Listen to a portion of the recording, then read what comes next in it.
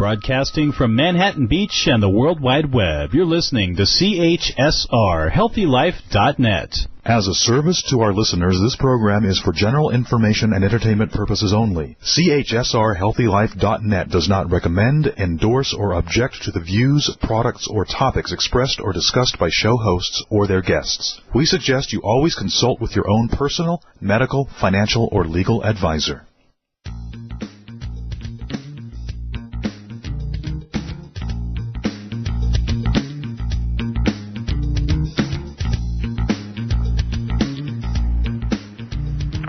Hey there, and welcome back to the Dr. Theresa Nicassio Show. This is a place of inspiration, education, and hope for a more compassionate and sustainable world. Well, I'm passionate about offering this educational and inspirational program to you. We are all in this together. And if you would like to be more actively involved in the vision to help make our world a healthier, kinder, and more sustainable place by making a donation, please do so. You can also share your products or services with my large and growing audience as a sponsor or advertiser. But for both of these things, you can do so by contacting me on the TheresaNicassio.com website. And that's Theresa, T-H-E-R-E-S-A, Nicassio with an N-I-C-A-S-S-I-O.com. You can also email me directly if you'd like with your questions, comments, or suggestions at Theresa@TheresaNicassio.com, or you can just, go to the contact form or press the Ask Theresa button that's on my website. So be sure to tune in next week when sound healer Pitts Quattrone will be with us talking about the brilliant innovative work that he's been doing using the didgeridoo. Some of you may know it as the didge, but it's the didgeridoo to help his clients with sleep apnea and other challenges improve their health. It's going to be a really interesting show, as is today's. Today's going to be I think you're going to find it very intriguing. For today's live show, feel free to phone in at any time during the program if you have any questions for today's guest. For those of you in the U.S., you can call toll-free at 800-555-5453. If you're in Canada or anywhere else outside of the U.S., the number is 310-371-5444. And those numbers are on my TheresaNicassio.website as well for your reference. And if you do call in with a question, if I am on the air with a guest, then you will just be able to share your question with Jay, our wonderful producer, and he will pass along the question, and we'll see if we can answer it in the next segment. So I'd like to shift gears now and share with you a little bit about today's guest, Michael Ayalon. Michael is the CEO of Greek University. He's a successful motivational speaker and entrepreneur. He's headlined at over 300 presentations across 100 college campuses. This man gets around, as well as corporate events to bring light on pressing problems such as sexual assault prevention, hazing prevention, and campus safety, alcohol and drug abuse prevention, strategies for managerial excellence, and diversity in student organizations. Basically, some of the biggest challenges, at least in a university setting, that I'm aware of. Passionate about transforming people's lives, Michael offers a uniquely hands-on approach in his positive and results-driven keynotes and workshops across North America, addressing, again, some of these most serious problems facing our youth today. If any of you are parents and want your kids are in university or want to go to university, this is a show you are definitely want to listen to. Today, Michael's going to be sharing with us about some of the positive safety initiatives that are currently being pursued on college and university campuses across North America. And I think, as a lot of you know, I've worked with college and university students as a therapist for the past 30 years, not exclusively, except obviously when I was working for 18 years in the university counseling centers as the chief psychologist and training director and therapist at those places. So this is a topic that's extremely near and dear to my heart, especially around the areas of trauma and wellness. So, Michael, thank you so much for joining us today. Oh, it's my pleasure. Thank you for having me. Yeah. Well, having been in the trenches for a lot of years in, on this campus, these are really big topics, and I'm so excited to hear a little bit more about what you're doing, how you're doing it, and also so how people can learn how you can offer services for them down the road as well. But, with this passion you have, you care so deeply about it, Mike, can you start with sharing with us a little bit about how you became interested in the issue of campus safety, and especially around hazing, hot topic, sexual assault, and alcohol and drug abuse prevention? Of course. So I am a three-time entrepreneur, originally from New York City, now living in Nashville, Tennessee. And in a former life, in the New York City time of my life, I helped to build companies from startup to over $25 million in annual sales. I also had a calling to work with my fraternity, the fraternity that I joined while I was in college. So I'm also the former executive director of Sigma Pi fraternity. And Sigma Pi has 120 chapters and over 100,000 members nationwide. So I have a very deep understanding of the current situation that students are facing on college campuses, as well as a structured plan on how to empower our own youth to stop being a part of the problem and become an active part of its resolution. Oh, that's wonderful. And so obviously this goes back pretty deep, and you take on big projects, over 100,000 members. That's pretty big. Absolutely. So when you're doing this work, can you talk a little bit about some of the ways that you are addressing these very, very big problems? Sure, absolutely. I think it all really kind of started with hazing prevention. What happened was when I was the executive director of Sigma Pi, I got a Google alert on my computer about 5 men at Baruch College that were facing murder charges for the hazing that they got themselves into. And that's kind of when I knew that it was time to really focus on campus safety as a whole. Selfishly, I have a couple of children. I have a 10-year-old daughter and a 12-year-old son, and they both know the Creed of Sigma Pi backwards and forwards because it's really the way that I live my life. And so I want to make sure that they also have the same great opportunities that I had getting into college and then going through this experience. So in terms of hazing, just to kind of give some statistics and some information, some background, really 55% of college students have been hazed. And 47%... What's the percentage? 55. 55%, Yes, it's a large percentage. And interestingly enough, 47% were actually hazed before they came to college. Wow. The problem with all of this is that 9 out of 10 who have experienced hazing, they didn't even consider themselves hazed. And 95% of people did not report it. And what I think it's important to stress to parents and to students is that it's not about earning your way into any organization, whether it be a sports team or the band or a fraternity or sorority. Really what it's all about is control, authority, domination, and bullying. And the interesting thing that I see across the country is that it's usually practiced by members who lack courage, they lack self-confidence, and they typically have low self-esteem, so they're just trying to justify their place in the organization. And we've seen hazing very, very early. It was actually found at Harvard as early as 1657. And if you go back and you look at some of the college laws that were in place at Harvard at the time, there was an interesting section that said freshmen run errands for all upperclassmen, they should never be saucy, and they should obey every upperclassman's order. So it's been going back a long time. It's certainly not something that is new or anything like that. As a matter of fact, there's a guy by the name of Aldo Simino who wrote an article back in 2011, and he was talking about 4 sociological factors that contribute to this hazing mentality. He talked about dominance, he talked about solidarity, he talked about commitment, and also preventing the exploitation of group benefits. So in his mind, these were the factors that led to hazing in organizations. And the other thing that Aldo Simino noted was that as the group benefits increase, so for a fraternity or sorority that might be more social events, for example, then the pro-hazing attitudes also increase. And also another great resource that you can find online, Dr. Gentry McCreary, he wrote his dissertation on Bandura's theory, and really what both of them are talking about is that hazing is really moral disengagement, that these students come into college or high school or whatever it is with some excellent morals, but for whatever reason, the moral disengagement kicks in, and then suddenly there's hazing that's involved in a particular organization. So I think in order to solve these things, I think the students themselves have to go through 5 stages of bystander intervention, which basically means they have to notice the event that it's actually happening in their organization. They have to believe that it's a problem. They have to feel some responsibility. they have to know what to do, and then they also have to have the ability to act.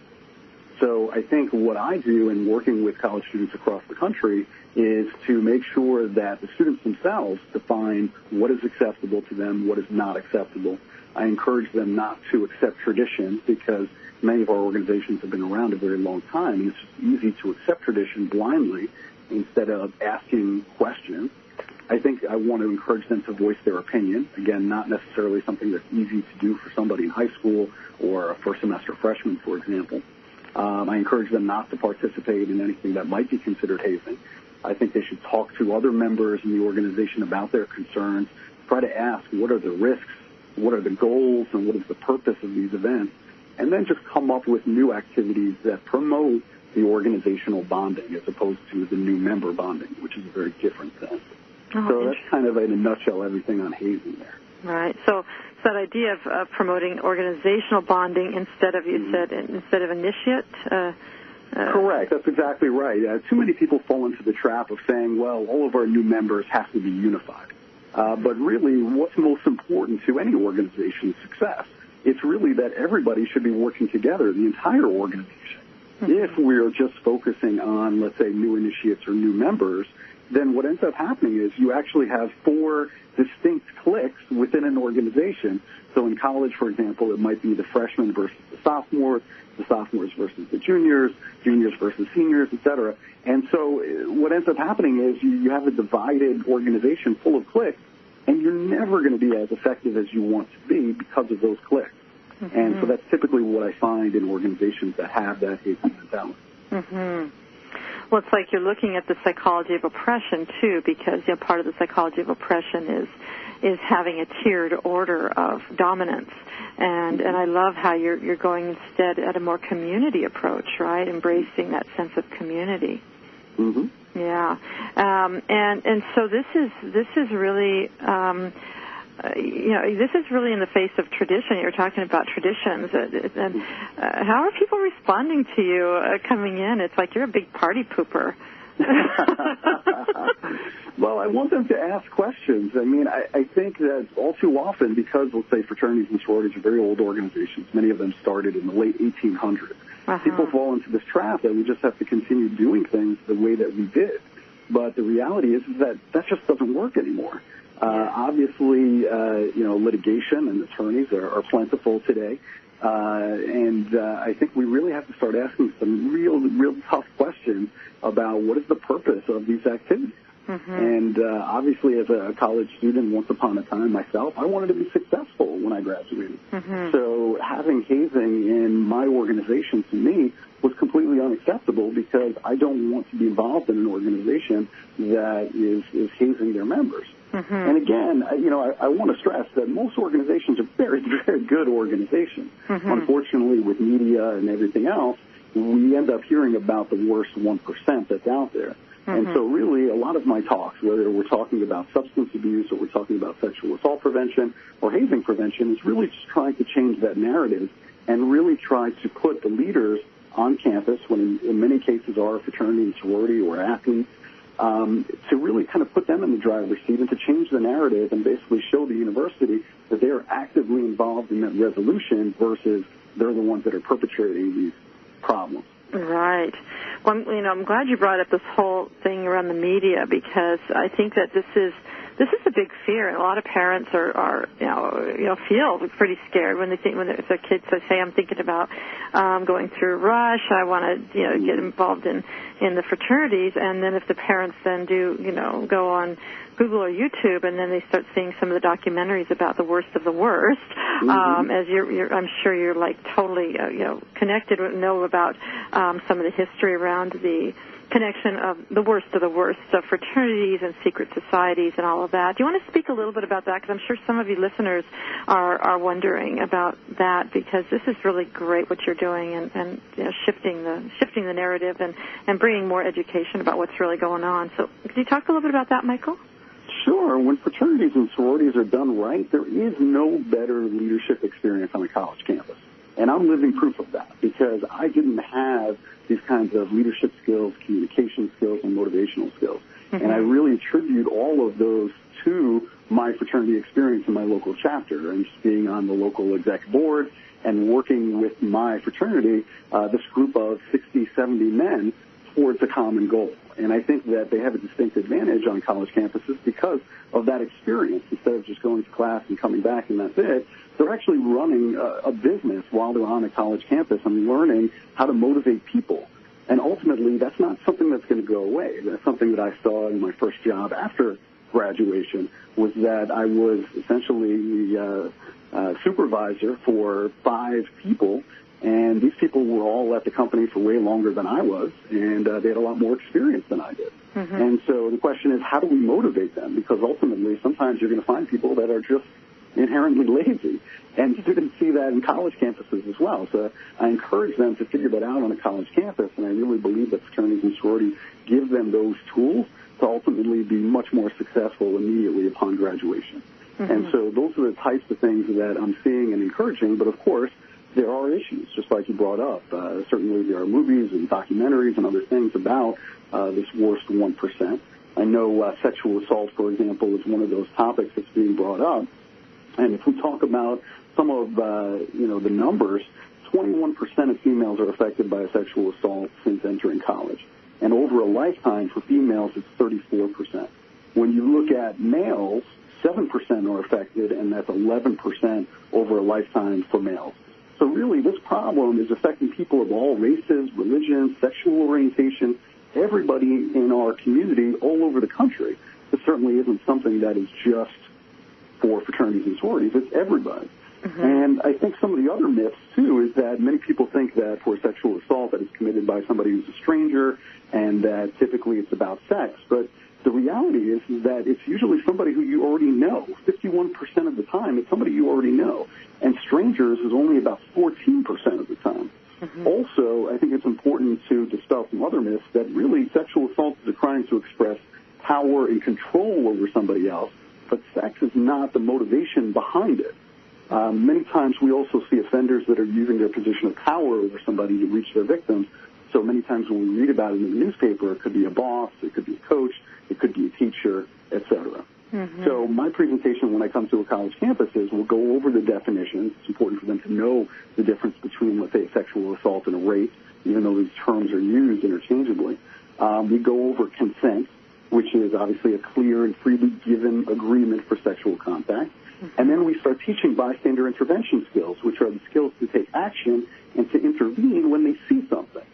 And then finally, I also teach students how to respond to a disclosure, because many times they will have somebody who is another student, somebody in their fraternity, somebody in their sorority that will make a disclosure. And the question is, what do you do when you get this information? So I actually teach them how to respond, talking about remaining calm and listening and not blaming the survivor, reassuring the survivor that you believe them, because many times they're afraid to come forward because they're just afraid that nobody would actually believe the story. Encouraging a medical legal exam at a local hospital, and of course reporting it to law enforcement, and then connecting them to other resources that are already in your area at your college. Because in reality, there is hope and healing is possible when we're talking about sexual assault. Yeah, so, one of the things I really appreciate about, as I'm listening to what you're doing, is we oftentimes get caught up in the symptom of a problem, as opposed to getting at as my mentor, Judy Russell, who's also been a guest here. She's a physiotherapist and teacher, but she talks about getting to the mother wart, right? The core of the problem. And as you were starting to speak today, you were talking about how, specifically you were talking about in the context of hazing, but I think it can be applied to the sexual violence as well, is that it's that the core undergird is the issues of control and dominance and bullying and not respecting each other and feeling like you can do things to another human being's body or mind and or spirit, and that's okay if you think you're in a position of being in higher power, if you will. And so and as you're talking about that, these are not issues that are limited to the Greek system. I think it's just become more of, it's more in the news because if someone's associated with a fraternity or sorority, then it becomes more popular or in the news. And I think the other piece is that idea of the brotherhood, sisterhood, secrecy. And I'm not sure how much more time we have before the break, but this. Can you speak a little bit about the secrecy element of these groups, and specifically in the Greek, you're going to get into a club and you got like the secret handshake or the secret this or the secret that. Can you talk a little bit about where secrecy fits in and maybe how you're addressing that in your educational programming? Sure. Well, just to kind of give a brief overview for those who maybe are not in a fraternity or sorority, certainly every organization, again, they started usually in the late 1800s, and so passed down from generation to generation are things like a common handshake, for example. Again, it's not written down anywhere. It's something that's just passed down. But also, I think one of the reasons why I believe so much in fraternity and sorority is because they all have these shared common values. And I think the presentations are so effective because I know what these values are. And so, yes, there is some secrecy in terms of the symbolism, what the letters mean, and some of the images that are used on things like emblems and things like that. There's a meaning for all of that stuff. And there's a ritual, which basically means that the fraternity or sorority member would actually go through an initiation ceremony that's common to all the members of that organization coming from the late 1800s down. And so I think that is kind of what the secrecy is all about, is really just the ritual, the ceremony, and the symbolism of the letters and the emblems and all of the images that are in there. But, again, I think I like to really focus in on the values of these organizations because I can use that when I'm presenting on, let's say, substance abuse or sexual assault prevention or hazing prevention and talk about what these organizations really started on, which is scholarship and leadership, brotherhood and sisterhood, community service. These are all things that are common to all fraternities and sororities. And so I know what each member committed to when they joined their organization. Therefore, we can really focus in on that and say, hey, you committed to do X, Y, and Z. And so, for example, in my fraternity in Sigma Pi, we talk about chivalry. And so I committed to that over 20 years ago when I joined the organization, and that's one of the reasons why it's very, very important, not only for members of my fraternity, but any fraternity, to be active in sexual assault prevention on their campuses. Mm-hmm. So really, when we talk about the secrecy, it's really the ritual and the ceremony and the meaning behind all of these letters and symbols. But at the end of the day, I think it is important to instill these values in the men and women that join our organizations and speak about that on the college campus, so that way the other students that are not necessarily Greek, they understand what these organizations stand for. And I think the way that they understand what they stand for is through their actions. Because I can stand up all day and talk about the values of the organization, but the reality is that they're going to know what my values are based on the actions that I take. Mm-hmm. So, for example, if I'm actually involved in community service and I publicize that on a weekly basis in the school newspaper, that's how the students are going to understand what my values are. It's based on my actions. Mm-hmm.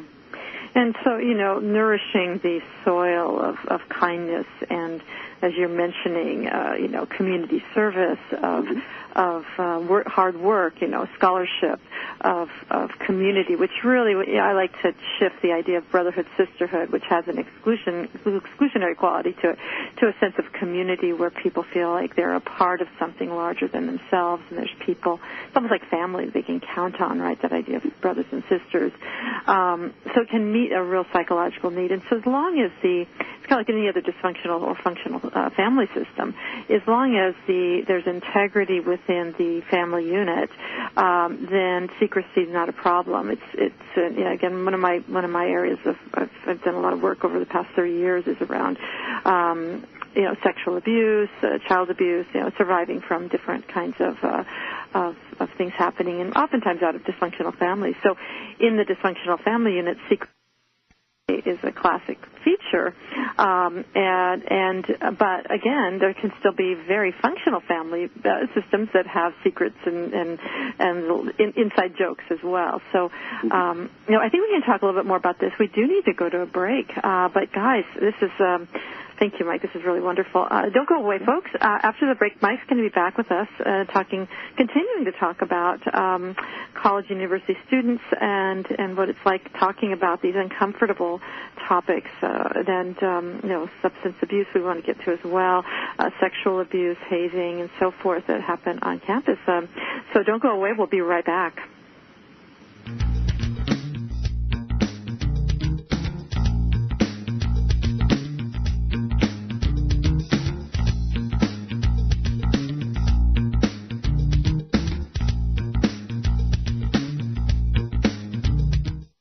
inspired by a speaker while learning everyday positive information that you can use to help your life is exactly what Dr. Theresa Nicassio does when she speaks in front of your group. From healthcare professionals to special needs parenting and everything in between, Dr. Theresa Nicassio can customize topics for your group on everything from health to psychology. To book Dr. Theresa Nicassio as a speaker for your group, visit yumfoodforliving.com or call 604-445-6463. That's 604-445-6463.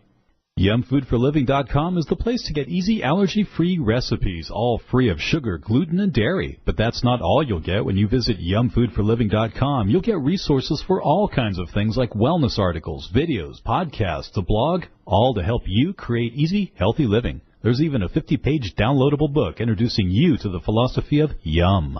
Don't wait. Visit yumfoodforliving.com. Yumfoodforliving.com. That's yumfoodforliving.com. If you like to spend your television viewing time learning about some of the things that you may have missed in history class, or if history was your favorite subject, then you should check out the link to the History Channel on the HealthyLife.net advertiser page. Order DVD sets by series or by subject matter right from our homepage while you still enjoy your favorite HealthyLife.net show. You're listening to HealthyLife.net, the radio network that brings positive talk with positive change to make your world a little better.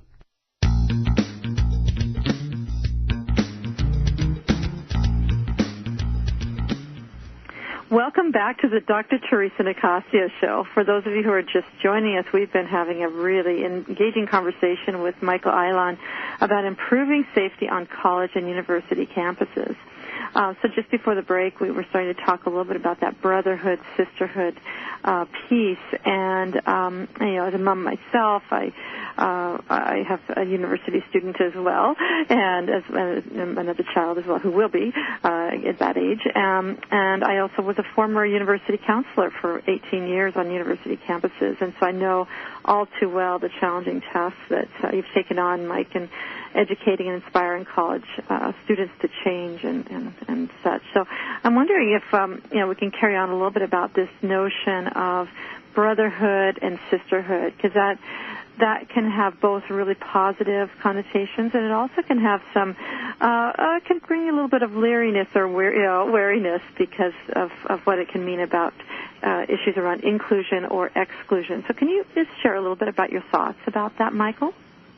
Sure, absolutely. Obviously, for me, the brotherhood was a very important thing. I think for me, it meant the difference of success at college or just packing up and going home without a college degree. So for me, going to a campus with 30,000 students, it really helped me, that brotherhood, to be in a group of 60, 70 men, and within that framework, I can figure out how to integrate with the university. Without that framework, it was just very difficult for me because to me, it just felt like I was a number. So for me, it was a really important thing, and that's probably why I fight so hard for fraternity and sorority life. Now, of course, there is things like peer pressure, and so, when we talk about things like substance abuse, for example, certainly we see that, whether it be with alcohol or what have you. Some interesting statistics there on substance abuse that might shed some light in terms of peer pressure and things like that. Over the last 10 years, alcohol usage in 12th graders actually declined from 50% to 33% for 12th graders.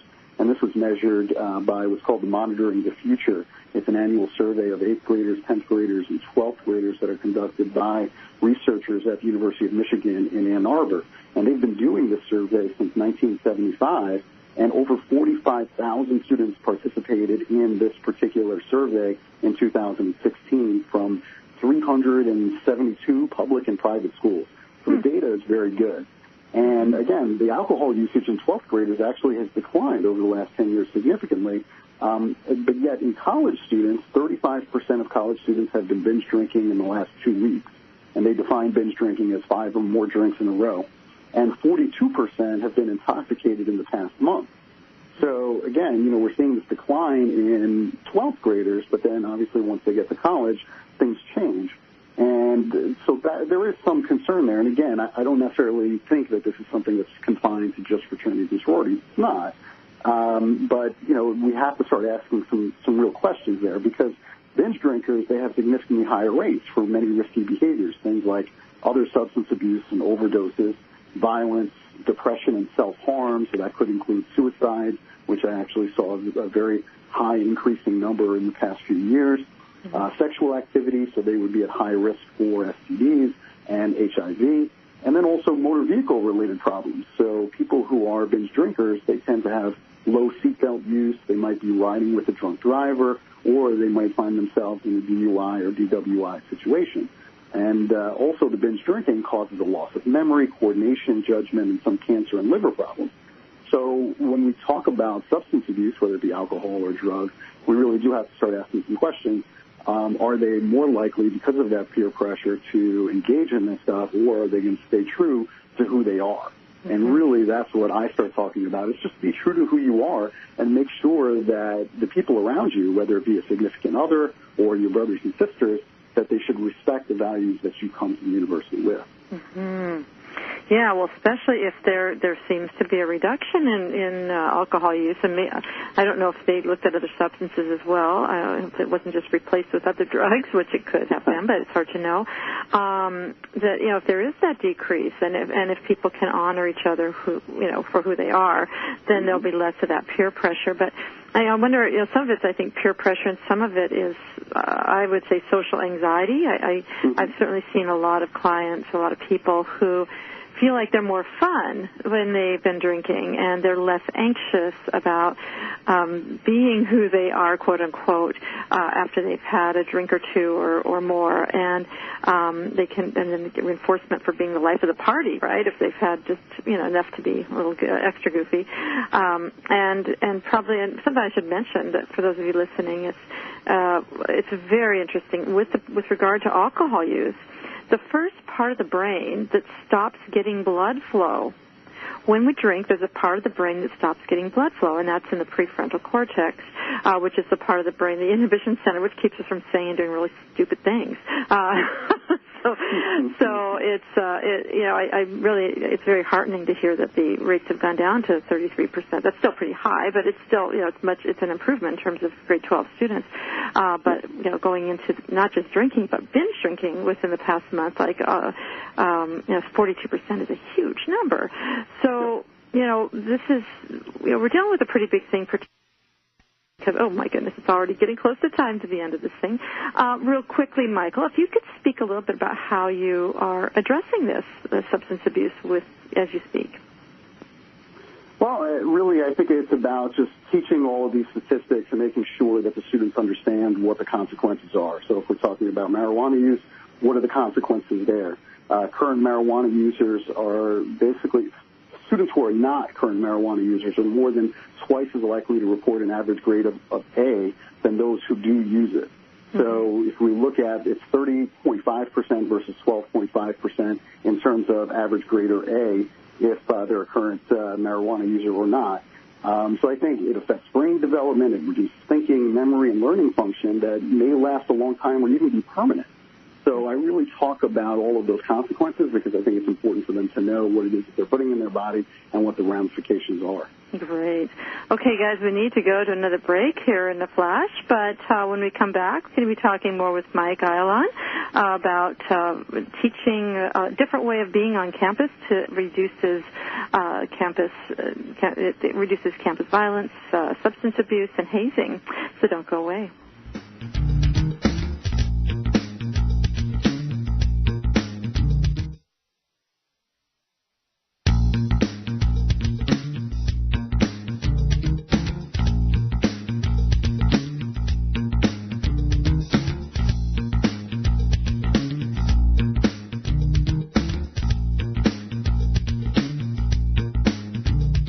There's a book that makes it so easy to embrace a healthy, gluten-free lifestyle, even kids will like it.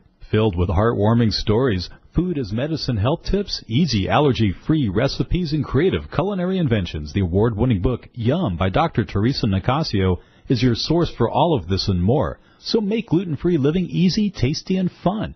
Get Yum, plant-based recipes for a gluten-free diet at Amazon.com. Or visit yumfoodforliving.com. That's yumfoodforliving.com.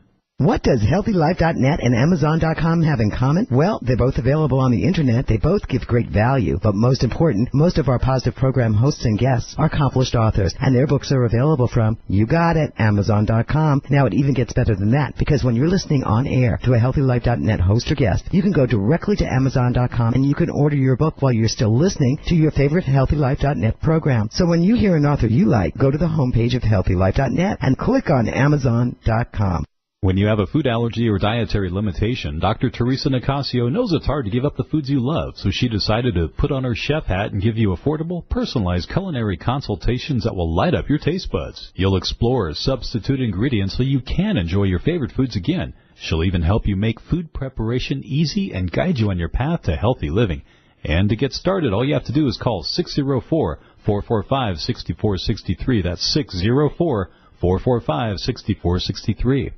HealthyLife.net, the positive radio network. YumFoodForLiving.com is the place to get easy allergy-free recipes, all free of sugar, gluten, and dairy. But that's not all you'll get when you visit YumFoodForLiving.com. You'll get resources for all kinds of things like wellness articles, videos, podcasts, a blog, all to help you create easy, healthy living. There's even a 50-page downloadable book introducing you to the philosophy of yum. Don't wait. Visit YumFoodForLiving.com. YumFoodForLiving.com. That's YumFoodForLiving.com.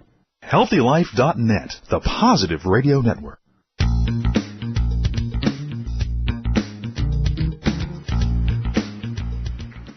All right, welcome back to the Dr. Theresa Nicassio Show. This is a place where we celebrate everyday heroes and work together to make the world a better place. And for those of you who are just joining us, true to form, we have one such hero with us today, Michael Ayalon. He's the CEO of Greek University. And he's taken on the challenge of reducing sexual violence, substance abuse, and hazing on college and university campuses, which is absolutely no small task. And I'm wondering, Michael, if you might be willing to talk a little bit about what it's like for you being a speaker on college campuses. You know, how responsive are the students to your message? You know, being the party pooper that you might be perceived to be.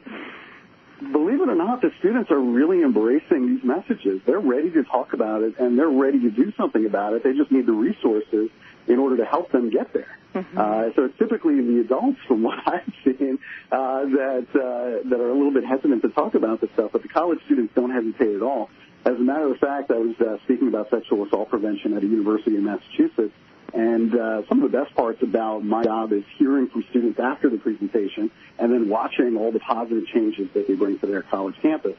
And after I was done, the young woman came up to me after, and she said, you know, I'm a victim of sexual assault here on this campus, and you're the first person that has come to this campus to talk about this issue in public. Mm-hmm. And she said, you're a fraternity man. And she said, that tells me everything I need to know about what it means to be a true fraternity man. Mm-hmm. And when she said that, I was just blown away. And so that really gives me the fuel to continue on. And then when I keep in touch with the students and with the administration afterwards to find out how things are going on, I hear about all the positive changes that are happening, and that looks different on every single college campus. So, for example, one campus does an Ask for Angela campaign at bars, so that way basically the staff would safely resolve an issue at a bar without making a scene if the young woman goes behind the bar and asks for Angela. That's just a code word to say, help me out, please resolve this issue without making a scene. Mm-hmm. I've seen men walking a mile in high heels to raise awareness about sexual abuse against women. I've seen tip sheets being handed out for either consent or bystander intervention techniques by fraternity and sorority members. I've seen a handprint project where members of the student community, they take an oath to intervene if they see a problem, and they actually put their handprint and paint up in a very visible place to take that oath on a college campus. Mm-hmm. I've seen the It's On Us campaign being filmed by fraternity and sorority members. And I think, again, these are all great students. I just think that we want to change the narrative and make the students and the fraternity and sorority members themselves part of the solution. And these awareness events just take on a completely different look on each campus. So for me, that's the real exciting part about what I do. Well, sounds extremely empowering as well for the students. As it becomes, because the whole point of being in university is you know, some of the last stages of growing up and developing leadership skills and self-confidence and an ability to connect with others and to live a good life, the citizenship is a really big factor, which I think sometimes gets lost in the fun and partying and so forth, the hedonistic, no prefrontal cortex living. So this is like great to hear this super initiative. I can't wait till there's more. Can you talk a little bit about, you're just one person, Mike. I'm not. Are there other people doing what you're doing? We have millions and millions of college students. I think that you said to something like 25 million. Is that across the U.S.? What's your vision for touching and making a difference across the board? Sure. So the vision for Greek University is really to continue speaking to college students all across North America to end these three major problems on college campuses, and then go online with a new member education program with 13 different modules that students can take 24/7 in the comfort of their own home. It would have pre- and post-assessments that would allow the administration to see who took these modules and what benefits they received. And I think once we have the beta test with 1 million Greeks, which is the population of fraternity and sorority members today, then eventually we can move on to 24 million college students all across the country as a way to educate them even before they arrive on campus. So I understand that, scalability is a part of this. I'm just one person. We have 1 million Greeks and 24 million college students. I'm not going to be able to reach all of them personally, but I do think if we take advantage of technology and we go online with this, then we can certainly reach everybody and make this a safer place. So that's kind of the vision moving forward for Greek University. It's pretty exciting. Can I just ask about that? So this is a module. Is this like proposed to be a requirement, a required module system that students would need to go through before being accepted or starting at a university, or what's the idea here? Sure. So basically, I believe that a lot of the problems we're seeing is really because the new member education process is broken. There are some chapters that do an outstanding job within my own organization and every organization, and then there are some chapters that are just not doing a very good job. And because of that inconsistency, because we have some fraternities and sororities that might be local organizations without the resources that a larger organization might have, there's a lot of inconsistency on any one particular campus. You pick the campus. So what we're trying to do is level the playing field and create a common foundation for every fraternity and sorority member, no matter what organization they choose. Now, of course, their history is going to be unique to their organization, but these 13 modules are going to cover everything they need to know in order to be successful at college. And so it could be sexual assault prevention, hazing prevention, alcohol and drug abuse prevention, also things like leadership and academic success. So really just teaching them everything they need to know in order to be successful. And if that works for the 1 million fraternity and sorority members, then I feel like we can move on because this is going to apply to all college students. But I really am using the fraternities and sororities as my beta test to figure out, is this going to work on a large scale? All right, so hence this thing is Greek University. So is the idea here with the modules having the students do that as part of their sorority fraternity experience? So like maybe at a weekly meeting they cover one module at a time and they have conversations about it, or how I'm thinking logistically how it would be able to be universal to really shift that narrative from the inside and get the education really. So this could be done a couple of different ways, but certainly the way that, and each university is going to have their own process, but the way that I see it working is that all the new members of all organizations on campus would go through this before they actually join their organization, and once they complete it, then the administrator can see that they've actually completed those modules and then let them proceed. And then so they would have their own new member education when they get into their fraternity or sorority. Terrific. So folks, I'm sure some of you would love to get Michael to speak for your group. He would be a fantastic person. What's the best ways for people to contact you? Of course, all the information you can get on his profile page on the TheresaNicassio.com website. But Mike, what's your website? Sure. The website is GreekUniversity.org, or you can reach me at 203-58-GREEK. And I'd be glad to come on your campus and help out with some of these issues. Well, that's fantastic. Well, Mike, again, thank you for not just coming on the show, but for having the vision to make a difference on such a large scale, and for making, helping to have all of our kids and the future generations of college students be safer through their university experience. So thanks for coming. And folks, after the break, it'll be Because You Asked. Don't go away.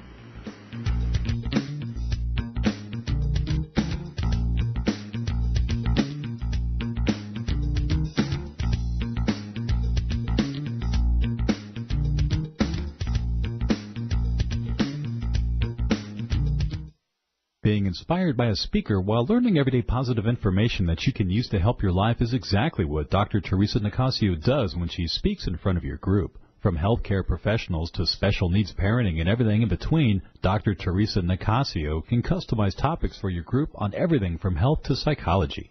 To book Dr. Theresa Nicassio as a speaker for your group, visit yumfoodforliving.com or call 604-445-6463. That's 604-445-6463. If you're like the 8 out of 10 women that say finding jeans that fit is a problem, well, your problem is solved. Lee Jeans has done extensive research, and they have jeans that fit. There's even an online Lee Fit Finder so you can find the right fit for you. Imagine jeans that instantly slim you with a custom fit and no gap waistband. And guys, kids, Lee has jeans for you too. Click through to Lee's Jeans on the HealthyLife.net advertiser page and get what fits. When you have a food allergy or dietary limitation, Dr. Theresa Nicassio knows it's hard to give up the foods you love, so she decided to put on her chef hat and give you affordable, personalized culinary consultations that will light up your taste buds. You'll explore substitute ingredients so you can enjoy your favorite foods again. She'll even help you make food preparation easy and guide you on your path to healthy living. And to get started, all you have to do is call 604-445-6463. That's 604-445-6463. There's a book that makes it so easy to embrace a healthy, gluten-free lifestyle, even kids will like it. Filled with heartwarming stories, food as medicine health tips, easy allergy-free recipes, and creative culinary inventions, the award-winning book Yum by Dr. Theresa Nicassio is your source for all of this and more. So make gluten-free living easy, tasty, and fun. Get Yum, plant-based recipes for a gluten-free diet at Amazon.com or visit yumfoodforliving.com. That's yumfoodforliving.com. Radio your way. HealthyLife.net.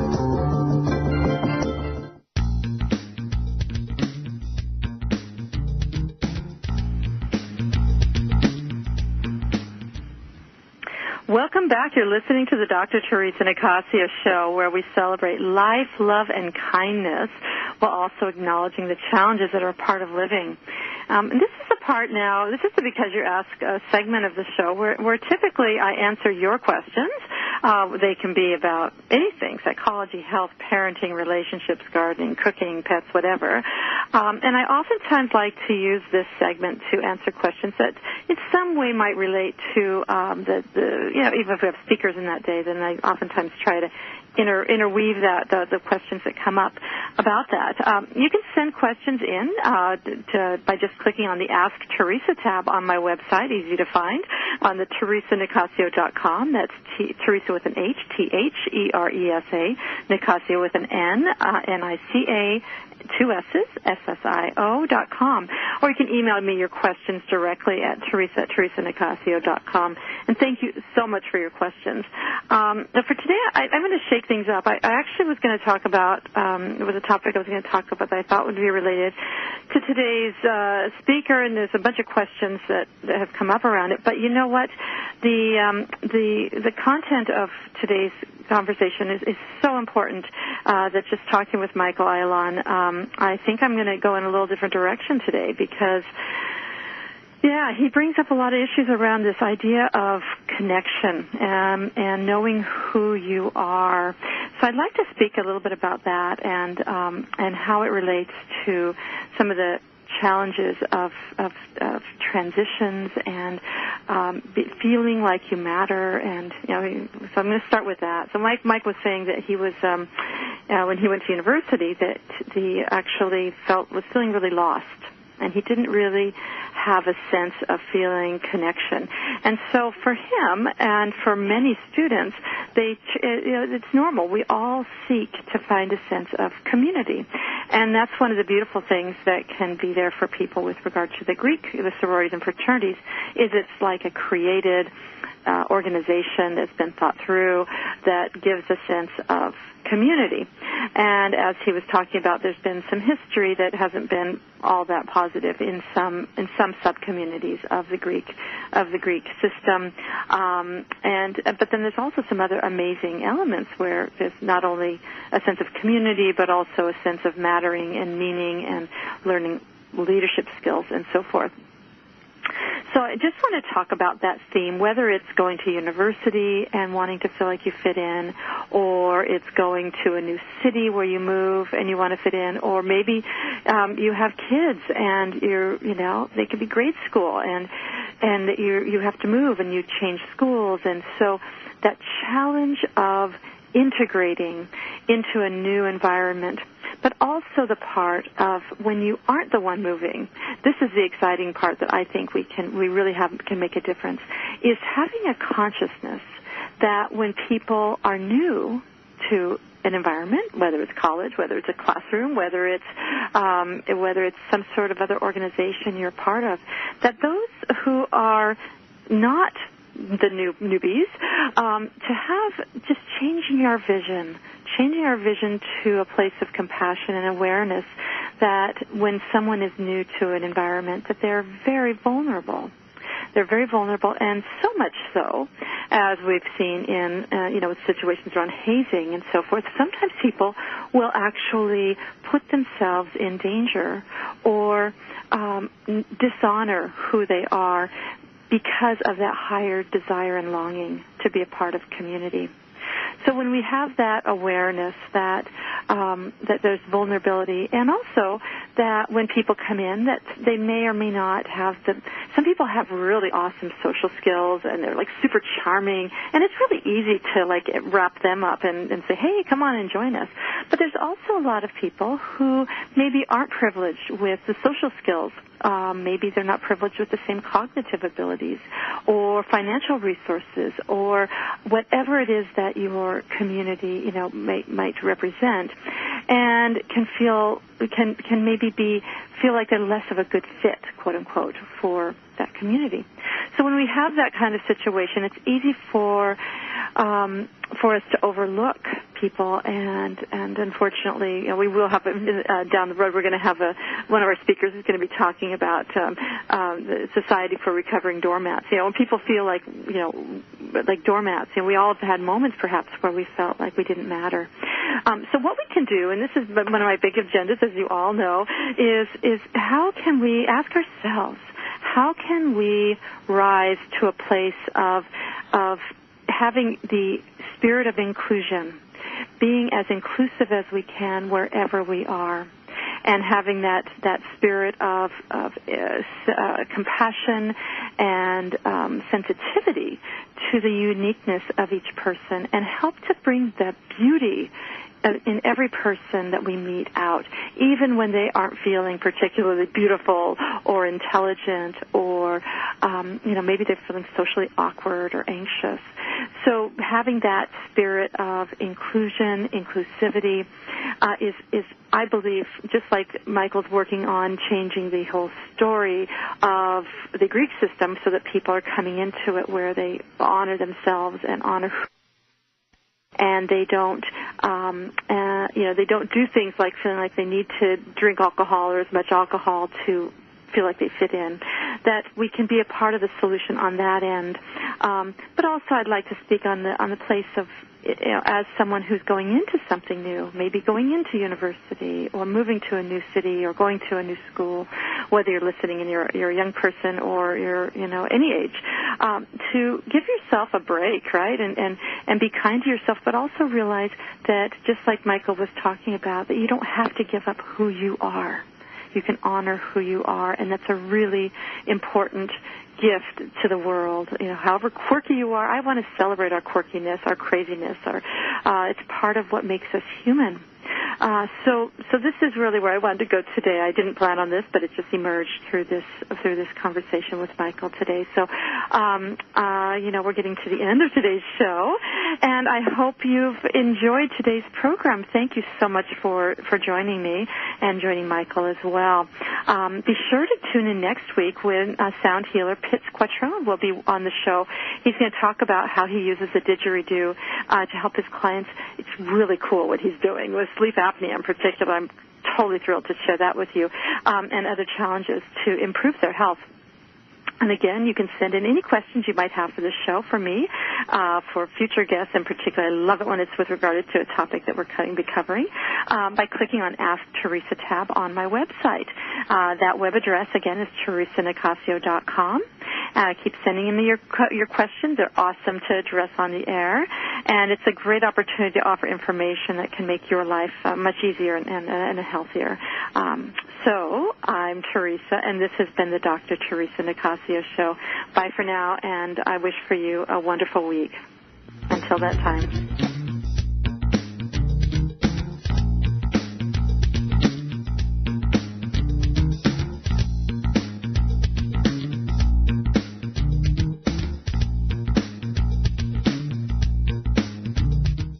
There's a book that makes it so easy to embrace a healthy, gluten-free lifestyle, even kids will like it. Filled with heartwarming stories, food as medicine health tips, easy allergy-free recipes, and creative culinary inventions, the award-winning book, Yum, by Dr. Theresa Nicassio, is your source for all of this and more. So make gluten-free living easy, tasty, and fun. Get Yum, plant-based recipes for a gluten-free diet at Amazon.com, or visit yumfoodforliving.com. That's yumfoodforliving.com. Shh! Over here. Here's a secret for a virus-free computer. ESET. They've been a pioneer in the antivirus industry for over 25 years. 25 years of innovative, top-rated antivirus protection. ESET's award-winning security solutions provide a safe online experience for over 100 million home and business computer owners. They are so affordable, fast, and simple to use. So be gone, you blue screen of death. ESET's on my computer. If it's not on yours, visit HealthyLife.net's advertiser page and click on ESET now. When you have a food allergy or dietary limitation, Dr. Theresa Nicassio knows it's hard to give up the foods you love, so she decided to put on her chef hat and give you affordable, personalized culinary consultations that will light up your taste buds. You'll explore substitute ingredients so you can enjoy your favorite foods again. She'll even help you make food preparation easy and guide you on your path to healthy living. And to get started, all you have to do is call 604-445-6463. That's 604-445-6463. HealthyLife.net, where positive overcomes negative.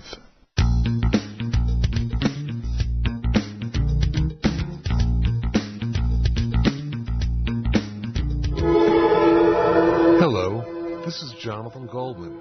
I'd like to invite you